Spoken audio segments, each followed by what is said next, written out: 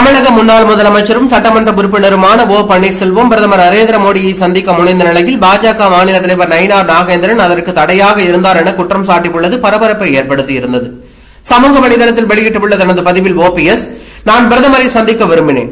அது குறித்து நயினார் நாகேந்திரனிடம் உரையாட முயற்சித்தேன்.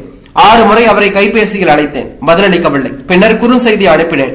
அதற்கும் எந்தவித பதிலும் வரவில்லை என தெரிவித்துள்ளார். அதனை அடுத்து வைத்திலிங்கம் மற்றும் மனோஜ் பாண்டியன் ஆகிய அதிமுக பிரமுகர்களுடன் ஆலோசித்த பிறகு 2025 ஜூலை 24 பிரதமரை சந்திக்க அனுமதி கோரி கடிதம் எழுதியதாகவும் அந்த கடிதம் பத்திரிகையாளர்களுக்கும் அனுப்பப்பட்டதாகவும் ஓ பன்னீர்செல்வம் கூறினார். நயினார் நாகேந்திரனுக்கு நான் பிரதமரை சந்திக்க விரும்புவதாக உண்மையாகவே தெரிந்திருந்தால் அவர் என்னிடம் தொடர்பு கொண்டு அதற்கான ஏற்பாடு செய்திருக்கலாம். ஆனால் எதுவும் செய்யப்படவில்லை. இது அவரது ஆமோதத்தை வெளிக்காட்டுகிறது என அவர் குற்றம் சாட்டியுள்ளார். நயினார் நாகேந்திரன் தற்போது பாஜக மாநில தலைவர் இந்த பொறுப்பில் இருக்கும்போது குறைந்தபட்சம் இனியாவது உண்மையை பேச வேண்டும் என்பதே என் விருப்பம் என்று ஓ பன்னீர்செல்வம் தனது பதிவில் குறிப்பிட்டுள்ளார்.